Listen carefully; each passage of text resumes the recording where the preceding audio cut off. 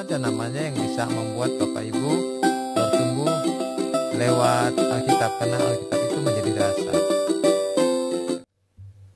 Puji Tuhan, kita senang Bapak Ibu, saudara-saudara, jemaat Tuhan dimanapun berada bisa mengikuti percakapan siang hari ini yang mengambil tema tentang malaikat pencabut nyawa. Tema ini sudah pernah dibahas di sesi sebelumnya, tapi dalam sudut pandang teologis.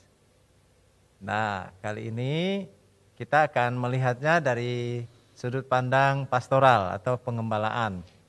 Oleh karena itu, siang hari ini kita hadirkan narasumber kita untuk kita berbincang-bincang tentang topik ini, karena berkaitan dengan pengembalaan, pelayanan pastoral.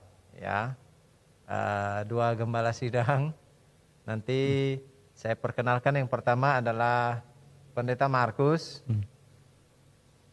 Silahkan perkenalkan diri sedikit, penggembalaannya di mana? Ya, boleh. Baik, saya Markus Agustinus Teguh, dan selama ini masih dipercaya Tuhan untuk menggembalakan Gereja Sidang Jemaat Allah di Pakunden, Blitar.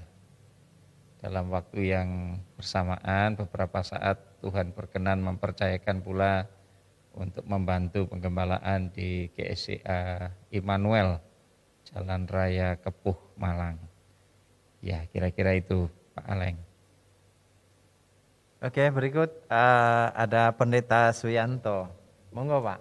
Shalom, Bapak Ibu yang dikasihi oleh Tuhan. Siang ini saya memperkenalkan nama ya, Suyanto. Jadi pengembalaan di Jaten dan juga di Kota Kediri. Bersyukur oleh karena kemurahan Tuhan sampai detik hari ini Tuhan masih mempercayakan semua oleh karena kemurahannya saja. Itu yang di perkenalan saya. Oke, baik. Kasih. Terima kasih kedua narasumber kita. Dan siang hari ini tentu bukan kebetulan ya, hari ini kita akan bahas isu ini karena kan kedua pendeta ini gembala yang sudah cukup lama melayani di gereja lokal mereka masing-masing, senior lah ya, karena puluhan tahun melayani, menggembalakan, tentu mengajar jemaat juga, berkhotbah juga, dan kita mau lihat, kita akan belajar bersama-sama dari sisi penilaian gembala gitu ya, tentang malaikat pencabut nyawa ini. Gimana Pak Yanto dengan Pak Markus ini pengalamannya berkaitan dengan topik kita hari ini, malaikat pencabut nyawa. Pak Yanto gimana, Pak Markus? Atau malaikat dulu deh disinggung ya, sebelum malaikat dulu, lalu baru sampai ke malaikat pencabut nyawa gitu ya. Silakan Pak Yanto, Pak Markus dulu Pak boleh. Yanto, silakan. Ya, terima kasih Pak Aleng. Bicara tentang malaikat ya, kalau di dalam kekristenan itu yang namanya malaikat, menurut pemahaman saya, biasanya ada malaikat itu yang kita kenal seperti malaikat Gabriel. Itu yang melayani orang-orang percaya. Waktu kelahiran Yesus itu malaikat Gabriel memberikan warta tentang kelahiran Yesus kepada Maria. Dan juga ada malaikat Mikael yang mendengar doa orang-orang percaya, yang menyampaikan setiap doa orang percaya itu pada Tuhan. Ya. Kalau selama ini yang saya pahami itu, yang seringkali saya ceritakan kepada banyak orang, bahwa yang namanya malaikat pencabut nyawa itu kok tidak ada ya. Ya. Yang namanya, kalau Alkitab berbicara tentang maut, ya namanya maut itu, mati itu juga maut. Kecelakaan itu maut, bencana alam itu juga maut, pandemi itu juga maut. Ya, maut selalu ada di mana-mana. Ya, jadi kalau yang namanya malaikat, yang saya mengerti dari berdasarkan firman Tuhan itu, malaikat itu memagari gitu loh, memagari orang-orang percaya, memagari orang-orang benar. Jadi malaikat itu melayani orang-orang percaya. Mari kita kembalilah kepada Alkitab. Kalau menurut Pendeta Markus ini gimana? Ya malaikat dulu deh, lalu selama ini di dalam pelayanannya apa yang Pak Pendeta pahami mungkin?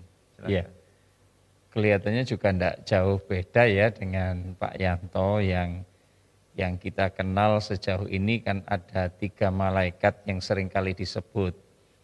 Ya malaikat Gabriel yang memang menyampaikan berita yang dicatat di Alkitab juga tentang kelahiran Tuhan Yesus. Yang menyampaikan adalah malaikat Gabriel. Kemudian ada malaikat Mikael yang juga dikenal sebagai pemimpin perang. Itu ya yang seringkali didengar, seringkali juga diajarkan oleh beberapa rekan hamba-hamba Tuhan. Lantas ada Lucifer yang Alkitab dan sejarah juga mencatat bahwa ya karena kesombongannya lantas dia ingin menyamai Tuhan dan jatuh dia pemimpin pujian di sorga. Itu yang seringkali dalam pemahaman Kristen disampaikan oleh para pendeta, oleh para gembala begitu. Dan kisah-kisah mengenai apa yang disampaikan Pak Yanto tadi, kisah-kisah tentang penggembalaan ya seringkali juga dialami oleh banyak rekan-rekan hamba Tuhan ketika melayani jemaat berkaitan dengan pengajaran, berkaitan dengan jemaat-jemaat yang menghadapi maut kita menyebutnya atau menghadapi kematian begitu ya. Mungkin kurang tepat kalau disebut maut, menghadapi kematian. Dan kita menurut saya pribadi hampir tidak pernah saya mengajarkan kepada jemaat bahwa ini malaikat sedang datang untuk mencabut nyawa saudara, bersiaplah dan sebagainya. Seandainya saya menggunakan kalimat sederhana seperti itu. Jadi yang kita lakukan adalah kita mendampingi jemaat untuk mereka kapanpun siap menghadapi kematian, karena memang kematian tidak terhindarkan ya. Jadi itu saja Pak Aleng ya yang bisa kami sampaikan. Nanti mungkin akan bicara lebih menarik lagi ini tentang kan ini. berkaitan dengan sebuah isu yang mungkin juga ini bukan hanya sebuah isu, tapi karena ditayangkan misal di tayangan YouTube, media sosial tertentu berkaitan dengan tema ini. Tentu jemaat-jemaat kita, mungkin Pak Markus, Pak Yanto kan menonton dan sebagainya, gitu ya. Di mana diungkapkan di sana bahwa berkaitan dengan pandemi akan berkaitan dengan pandemi, lalu kematian di sana sini terjadi meningkat dan seterusnya, lalu dikaitkan dengan kehadiran malaikat pencabut nyawa yang tadinya di Jakarta itu kasus kematian tinggi dan malaikat pencabut nyawanya bergeser nih. Sudah mau dari Jakarta ke Jawa Tengah, lalu akan ke Jawa Timur. Nah, kemudian sampai ke Jawa Timur gitu. Lalu ada jemaat yang mendengar tayangan ini, lalu melihat ketika mereka alami rasa takut, takut keluar rumah untuk bekerja, lalu mereka mendapatkan pemahaman yang berbeda dan seterusnya. Gimana menurut Pak Gembala-Gembala ini gimana ini? Ya. Kalau menurut Pak Markus gimana?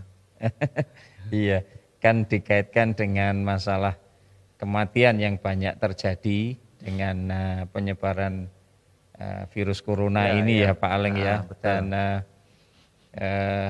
kemudian ada pengajaran-pengajaran yang berkembang tentang malaikat maut yang sedang bergerak dari Jakarta menuju ke Semarang, ke Jawa Timur. Pada akhirnya saya pribadi ketika menonton video tersebut menanggapi tidak harus ditanggapi secara teologi ya, apalagi sampai akhirnya menimbulkan keresahan di tengah jemaat mereka yang barangkali juga disebut sebagai mewakili kaum awam atau yang tidak terlalu konsen untuk belajar tentang teologi dan menurut saya berita tentang penyebaran virus corona ini lebih harus dikedepankan, lebih konsen. Kita akan membahas bagian ini dan tidak harus dikaitkan dengan pengajaran mengenai malaikat maut. Pencabut Ya, nyawa ya. malaikat pencabut nyawa. Ya, kasus mengenai banyaknya orang-orang yang berjatuhan menjadi korban dari virus yang mematikan tersebut tidak harus, menurut saya tidak harus dikaitkan dengan malaikat pencabut nyawa. Jadi siapapun orangnya yang ya tidak bisa diprediksi ya. Mungkin seperti silent killer kali ya. Iku basa Jawane opo iku? Artinya ini ada pembunuh yang mematikan, pembunuh yang diam-diam tahu-tahu mencabut nyawa siapapun, karena tidak peduli siapapun, virus itu sendiri tidak memandang status sosial, tidak memandang pekerjaan. Beberapa dari rekan hamba-hamba Tuhan, para pendeta, para rohaniawan, juga tokoh-tokoh agama yang lain, mereka juga jadi korban pada akhirnya. Mungkin sudah berada di angka ribuan barangkali. Ya, jadi menurut saya secara pribadi ini tidak harus dikaitkan dengan malaikat pencabut nyawa, sebab masalah kematian seseorang yang terkait dengan penyebaran virus corona ini lebih kepada ya mungkin kedisiplinan masyarakat tentang bagaimana menjaga protokol kesehatan dengan disiplin, lantas bagaimana mereka harus menjaga pola makan mereka dan seterusnya. Ini yang seringkali kan disampaikan oleh pemerintah ya. Jadi kalau ada kejadian sampai menimbulkan banyak korban, ya saya pikir tidak harus dikaitkan dengan malaikat pencabut nyawa. Ya lebih ke bagaimana masyarakat memiliki pola hidup yang berbeda, karena zaman di mana kita hidup di masa pandemi ini kan ya juga harus dengan pola hidup yang berbeda. Ini masa tatanan baru, ya pola-pola baru yang kita segera harus beradaptasi. Jadi saya kok berpikir begitu ya Pak Aleng. Ya, Pak Ento gimana? Kalau misal ada jemaat, wah Pak itu saya takut ini keluar rumah ada ketemu nanti takut ketemu malaikat pencabut nyawa di jalan gitu kalau lagi kerja atau lagi apa. Gimana Pak Yanto akan menenangkan Bapak Ibu, saudara-saudara, saya yang saya kasih ya dalam Tuhan, sebenarnya saudara itu tidak perlu takut gitu ya. Sebenarnya itu yang membuat orang mati hari-hari ini itu bukan karena malaikat pencabut nyawa, itu hanya karena saudara-saudara stres, ya, depresi, tertekan oleh dengan kabar-kabar yang membebani dalam pikiran saudara-saudara. Bapak Ibu saudara yang dikasihi Tuhan, sebenarnya masalah virus, masalah wabah, masalah penyakit itu bukannya sekarang aja, ya, bukan hanya sekarang saja. Dulu-dulu itu zamannya Musa itu sudah ada virus. Oleh karena itu, Bapak Ibu, pesan kami sebagai hamba Tuhan agar saudara-saudara tidak takut, istilahnya tidak stres, tidak depresi. Sekarang caranya bagaimana? Ya lebih banyak sharinglah firman Tuhan, tidak usah dengar kabar-kabar orang. Lebih baik dengar kabar Tuhan daripada kabar orang. Ya, nah, supaya sudah tidak stres, banyak doa, baca firman Tuhan. Nah, itu yang saudara-saudara harus dengarkan, ya, yang mengisi di dalam pikiran kita. Buat status-status yang benar, ya. Jadi jangan ada status-status yang apa istilahnya menyedihkan, mengkhawatirkan, menakutkan. Nah sekarang ini kan karena kecanggihan teknologi ini, ya teknologi itu memang bisa membantu tapi juga bisa merusak seseorang. Oleh karena itu tenangkan pikiran kita, ya tenangkan, jadilah tenang, kuasailah dirimu dan jadilah tenang supaya apa? Supaya bisa berdoa gitu kan. Banyak orang tidak bisa berdoa soal pikiran tidak tenang. Ya, nah oleh karena itu kuasai diri kita. Minta kekuatan daripada Tuhan. Justru dengan situasi pandemi ini kita banyak waktu untuk kita bermeditasi dengan Tuhan. Ya. Oh ya, itu menarik Pak Aleng yang tadi disampaikan Pak Yanto. Iya, saya jadi ingat waktu saya nonton video itu, kan ada pengajaran yang mengatakan bahwa malaikat pencabut nyawa yang sekarang lagi bekerja keras untuk mencabuti nyawa orang itu adalah malaikat yang dulu dia keliling di zaman bangsa Israel dulu loh. Kan yang melihat ada tanda darah di tiang pintu akan melewatkan. Nah, Itu di peristiwa ini ya, waktu bangsa Israel ada Iya. di Mesir ya. waktu ada di Mesir, betul. Ya. Dan saya pikir ini korbannya virus ini kan tidak melihat agama orang ya. Buktinya ya banyak orang-orang Kristen, anak-anak Tuhan, pemimpin agama juga, pendeta, rohaniawan, mereka juga meninggal. Jadi saya pikir ini sesuatu yang perlu Baik. bicara. Apa namanya? Tadi kan sharing Pak Yanto, Pak Markus juga sharing berkaitan dengan jemaat itu kan sekarang punya akses yang luas ya, lewat media sosial. Khususnya mungkin kalau tayangan-tayangan berkaitan dengan khotbah Kristen atau pengajaran Kristen itu kan mudah sekali diakses sekarang di berbagai platform media sosial ya. Memang kalau dalam pengalaman para gembala ini, jemaat itu kan mereka bisa saja terpapar dengan pengajaran-pengajaran yang istilahnya ya asal, karena di media sosial semua orang buat pengajaran ya silakan, nggak ada yang batasi, nggak ada yang atur. Gimana supaya jemaat bisa dapat pengajaran yang sehat, yang baik gitu. Iya. Oh, cerita pengalamannya gimana Pak Yanto?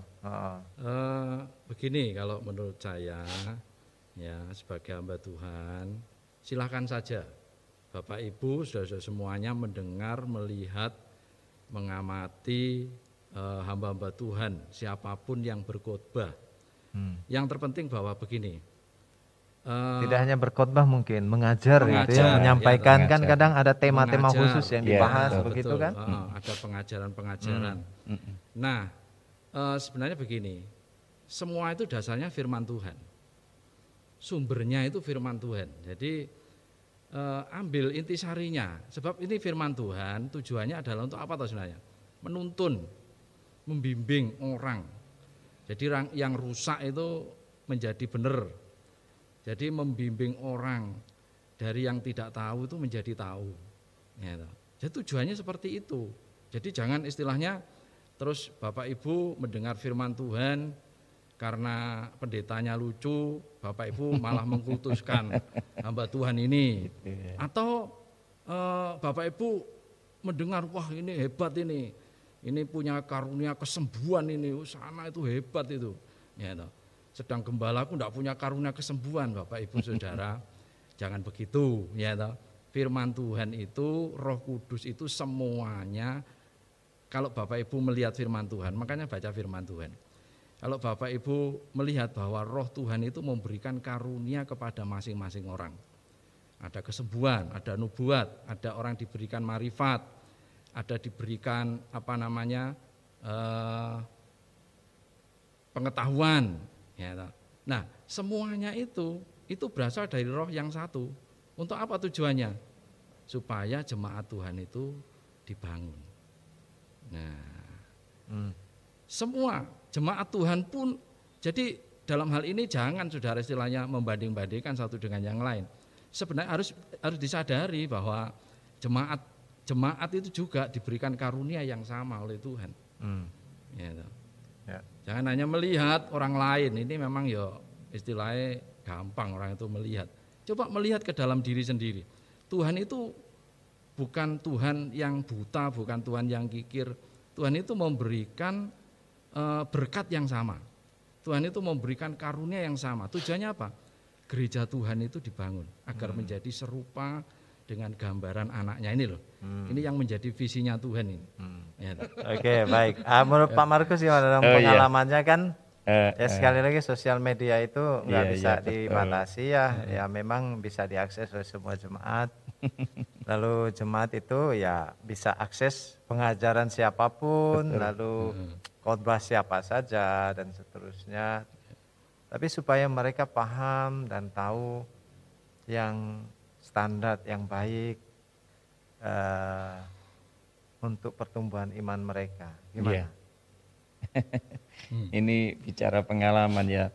Iya betul ini Pak Aleng, Pak Yanto, bahwa sekarang ini semua pengajaran bisa berkeliaran di dunia maya dan bisa diakses dengan mudah. Dan menurut saya justru ini tantangan kita, gereja, ini tantangan kita para pemimpin di gereja, untuk kita memberi pengajaran yang benar kepada jemaat. Pengajaran yang alkitabiah tanpa harus seperti Pak Yanto bilang tadi, membandingkan dalam pengertian mencoba mendiskreditkan, baik itu golongan tertentu, rekan hamba Tuhan yang lain, pengajaran-pengajaran, tanpa harus mendiskreditkan demikian, kita bisa memberi pengajaran yang sehat kepada jemaat. Jadi tugas para pemimpin gereja sekarang harus menyediakan banyak waktu untuk juga, ini juga tantangan di platform serba digital seperti ini, kita masih bisa mengajar. Mungkin ada berbagai aplikasi yang kita bisa pakai. Saya pribadi memakai Google Meet contohnya, atau lewat pertemuan lewat Zoom meeting. Bukankah itu juga sarana yang bisa digunakan untuk mengajar kepada jemaat, dan itu yang kami lakukan. Lantas Bapak Ibu, saudara-saudara jemaat Tuhan yang dikasihi Tuhan, seandainya kita mendengar pengajaran menimbulkan roh ketakutan, lantas ketidaksanggupan kita untuk memahami pengajaran yang barangkali ini baru buat kita, maka saya menyarankan, ayo kita sharing. Mari datanglah kepada para hamba-hamba Tuhan, datanglah kepada Bapak Ibu Gembala saudara, datanglah kepada pemimpin rohani di gereja saudara, dan mulai bertanya. Ya. Dan saya yakin kok nanti ada pengajaran yang seimbang, ada pengajaran yang sehat juga yang akan diberikan sesuai dengan pengajaran Alkitab. Masing-masing gereja punya doktrin ya Pak Aleng, tapi sumbernya sama seperti Pak Yanto bilang, semuanya dari Alkitab, kembali ke Alkitab. Nah, jadi Bapak Ibu sah-sah saja kok ya kita dengar semua informasi yang kita bisa dapat dengan mudah sekarang ini. Tapi saya juga menganjurkan untuk kita sharing dengan hamba-hamba Tuhan, sharing dengan Bapak Ibu Gembala saudara. Lantas tantangan tadi ya Pak Aleng, ayo ini justru gereja ditantang di akhir zaman. Tidak boleh berdiam diri, mau tidak mau hamba-hamba Tuhan, kami juga berupaya untuk mengembangkan diri lebih lagi, kita juga harus belajar. Karena sekali lagi saya setuju dengan Pak Yanto, kita tidak perlu harus mendiskreditkan seseorang dengan pengajarannya. Silahkan, sah-sah saja. Tapi yang penting kita punya cara untuk mengcover dengan pengajaran yang sehat dan kita punya tanggung jawab. Kira-kira kayak gitu, Pak. Oke, ya, dah berkaitan dengan topik malaikat pencabut nyawa. Tadi kan disinggung dari pengalamannya, bahkan mungkin nggak pernah mengkhotbahkan apa judul itu ya. Itu Malaikat wajahnya saja sudah menakutkan. malaikat. Ya. Saya pernah lihat ini loh, dari sejak sekolah minggu itu dikasih buku itu sampai apa namanya, sampai apa menempel gitu ya, melekat di pikiran saya itu judul buku itu enggak tahu itu masih ada apa sudah tidak ada. Judulnya itu Beginilah Hidup Anda Dahulu. Oh, traktat itu ya? Traktat kecil itu ya? Itu dulu saya pakai untuk penginjilan, saya sebar-sebar gitu ya. Nah itu gambarnya itu kan gini, itu menurut itu sebenarnya ya apa ya, mitos apa gimana gitu ya. Mitos itu saudara-saudara. Itu gambarnya itu sosok kadang kerangka bawa tongkat, hitam ya, atau hitam itu ada pakai, kan tidak kelihatan wajahnya, hitam bawa kayak gantolan gitu, ganjo ya toh. Nah ya itu Jadi itu kalau orang tidak mau dengar-dengaran firman Tuhan, ya tahu kalau pas dengar firman Tuhan terus melihati jam aja, ya tahu dengar firman Tuhan tergesa-gesa mau pulang, ya tahu ingat sama apa dagangane, gitu, ndak fokus gitu loh. Nah itu siap digantol sama malaikat yang gambarnya seperti Gitu ya. itu. Jadi macam-macam Bapak Ibu gambarnya itu kalau menurut mitos ya, itu mitos, itu bukan fakta, mitos ya. Jadi bukan kenyataan, bukan nyata. Jadi istilahnya kadang-kadang itu digambarkan dengan wanita cantik, digambarkan dengan bayi gitu kan, bayi pakai sayap gitu kan. Nah, Tapi seperti Pak Yanto itu. nggak pernah khotbahkan itu kan? Nggak pernah khotbahkan itu Saya kan? tahu. Nah. Nggak ada yang tanya soalnya. Nah bahkan di pengalaman pengembalaan gitu ya, nggak pernah puluhan tahun lah, Iya. nggak pernah menyinggung topik malaikat pencabut nyawa. Pencabut Kan nyawa. tadi disebutkan di awal bercerita bagaimana, karena memang nggak diajarkan oleh Alkitab tentang Ya. malaikat pencabut nyawa, enggak. kecuali tentang malaikat-malaikat, Iya. itu kan. Nah, berarti ada sangat mungkin sekali bahwa pengajaran-pengajaran itu juga yang disebar atau ditayangkan lewat platform media sosial itu bisa saja mungkin tidak bersumber dari Alkitab pertamanya. Gitu ya. Tidak bersumber dari Alkitab, jadi bukan Alkitab sumber utamanya. Ya bisa saja dari tradisi, Iya. dari kepercayaan yang lain dan sebagainya, tapi rupa-rupanya secara umum di Protestan lah ya, karena kita Pentakosta kan masuk di Protestan, tidak menunjukkan ajaran itu gitu dari awal. Lalu menurut Pak Markus, Pak Yanto gimana ini? Kalau ada pengajaran-pengajaran misal kan mudah sekali kemudian jemaat lihat, wah ini menarik, karena alasan yang menyampaikan itu mungkin orang tertentu dengan label tertentu, tanpa memikirkan ini sumber ajarannya dari mana. Gitu. Gimana ini Pak Gembala-Gembala akan menyikapinya? Ini saya kemarin Pak Aleng coba melihat ya, waktu melihat YouTube itu lantas tanpa saya harus menyebut nama ya, tapi saya coba lihat di Mbah Google, di Google tentang latar belakang pembicaranya. Iya, dan ternyata dari situ saya tahu seperti yang Pak Aleng sampaikan tadi, rupanya beliau berlatar belakang kejawen dan contohnya saja ketika dia mau konsen untuk menerima ilmu dari kakek dan nenek moyangnya. Karena menurut kabar di informasi yang saya dengar itu, dia ini kan anak kedua dari 5 bersaudara. Lantas karena dia punya weton yang paling tinggi, weton itu hari-hari kelahiran di dalam tradisi Jawa. Sabtu Pahing katanya itu punya angka yang tinggi sehingga dipandang dalam tradisi Jawa itu derajatnya lebih tinggi, lebih mampu untuk menerima transfer ilmu dari kakek nenek moyangnya, dan akhirnya dia berkecimpung dalam dunia okultisme sekian lamanya. Lantas akhirnya mau tidak mau background kejawennya itu sangat mendominasi, baik gaya pelayanannya, lantas pola berpikirnya, dan ya menurut saya tidak berlebihan kalau akhirnya itu akan mempengaruhi pengajaran-pengajaran yang disampaikan. Iya, jadi ya namanya sekali lagi tanpa harus meragukan, beliau mungkin juga menyampaikan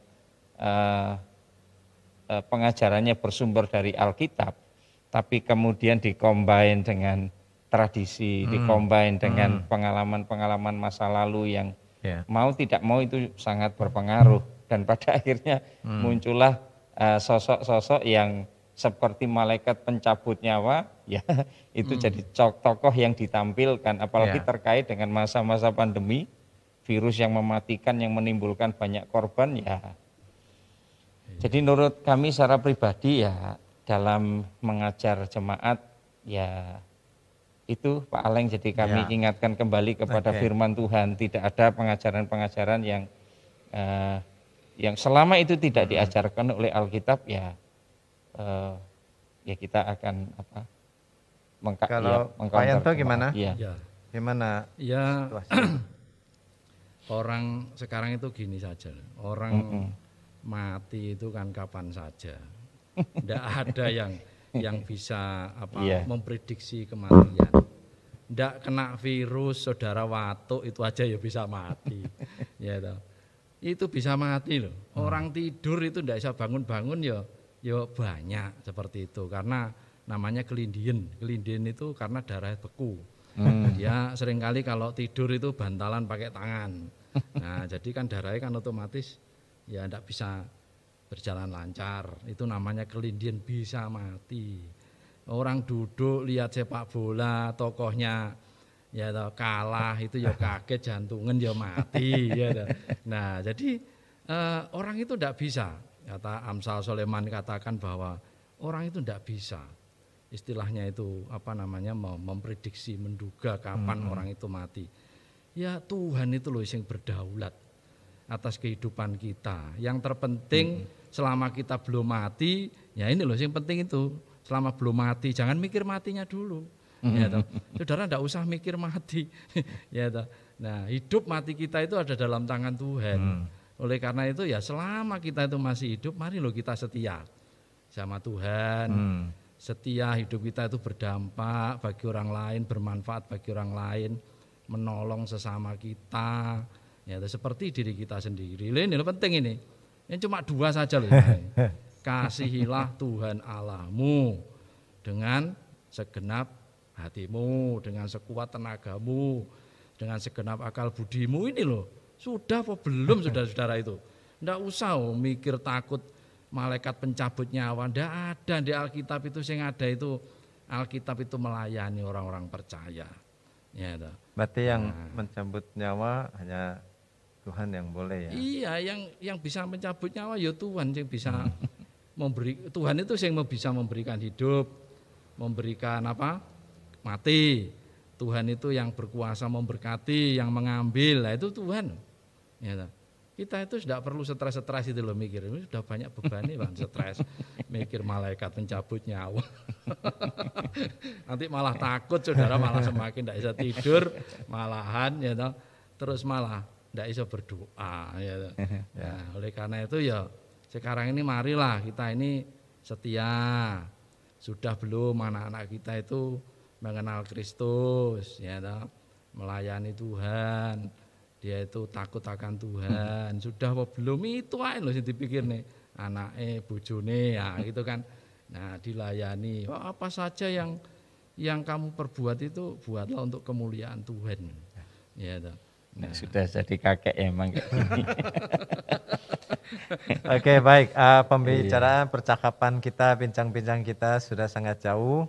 Jadi Bapak Ibu, saudara-saudara, saya akan coba membuat sebuah catatan akhir dari percakapan ini. Banyak pengajaran Bapak Ibu, saudara-saudara yang bisa diakses di mana saja lewat media sosial, platform mana saja.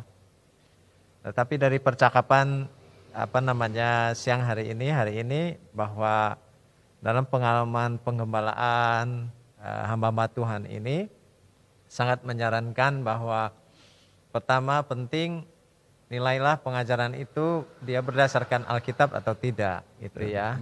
Dia berdasarkan Alkitab atau tidak, itu yang paling mendasar.